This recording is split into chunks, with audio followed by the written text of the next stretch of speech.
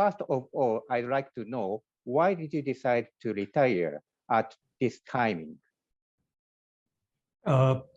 Morgan and Sam have been supporting me for many years, and I thought it was time for my younger, more energetic supporters to take over.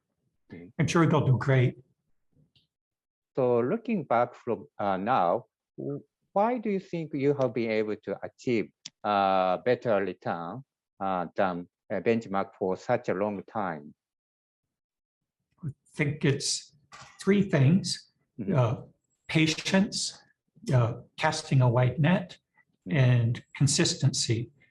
The patience and taking a long view is rare in financial markets, where the most exciting news headlines of the day get people's attention. And so I'm very fortunate to work with Sam and Morgan, who do take the long view. Consistency of process. I think if you do the same thing consistently, you're less likely to make mistakes. And casting a wide net, looking for as many possible opportunities and considering them. If you look at 10 stocks, you'll usually find one or two that are amazing buys. If you look at 100 stocks, you'll find 10 or 20 that are amazing buys. Could you explain some principles in your book, Big Money Think Small? At first, I would like to know, I would you to explain that 5 elements. Okay. One is make decisions rationally. And what I mean is don't get caught up in the emotional reaction to news. Sometimes the news is very good, but does it mean that the stock is undervalued? Or sometimes the news is very bad. Does it mean that the stock is overvalued? That's you have to look at it rationally and say, if I include this news, is it undervalued or overvalued? Second principle is invest in what you know.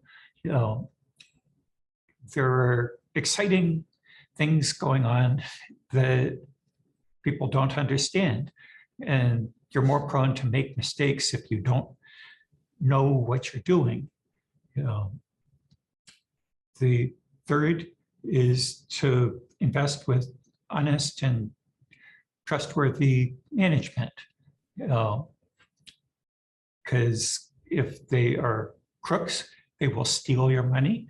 And if they're not very good managers, they will waste your money, and you don't want that. A fourth is to look for businesses that aren't prone to obsolescence, because the world is constantly changing, and look for companies that have good balance sheets so that they don't have too much debt. So you want companies that are doing something special that will last. And the final is to not pay too much for stocks, to compare the price with the value that you're getting. I would like to know core competence of stock investors. Why it is so important to have core competence to be successful investor? You're trying to look into the future. And for the companies where I think I have a core competence, I know what information is needed to forecast the earnings in a future time. And I also know what information I don't have. But for industries that are outside my core competence, I don't know what I don't know. I look at startup biotech companies, and I don't even know what the right questions are. And so if you don't know enough to know what the important factors are in determining what a company's earnings will be in 3 years, 5 years, then it's probably outside of your circle of competence. Mm-hmm. Do you think Japanese stocks are still attractive to invest in? Why do you think so that way? I don't tend to think about investing in terms of asset classes, rather about specific stocks. But Japan has a very broad stock market. There are almost as many public companies in Japan as there are in the United States, even though Japan has a lot smaller population. And so there are many companies to choose from. Japan has some of the strongest balance sheets in the world. Half of the Japanese public companies have no net debt. What we look for are the companies that are well managed, that are highly profitable, growing, and selling for less than they're worth. And because there are so many Japanese stocks to choose from, finding a lot of them, and do find that. And as an asset class, I'm encouraged by the increased attention to corporate governance and shareholder return in Japan, where more companies are paying dividends, buying back stock, and trying to improve governance generally. Again, I would like to know what will divide losers and winners of stocks, investment in stocks. The winners will know themselves and understand themselves, while the losers will not know themselves and will get carried away by their emotions. You have to understand whether you are a patient person. Not everyone should be a value investor. Some people are better with momentum, where it helps to pay attention to your emotional reactions. The second divide of winners and losers is people who understand what they know and don't know, and people who don't know what they don't know, who don't know what their circle of competence is. People who lose often tend to invest in things that are exciting, but which they don't understand, such as biotech drugs.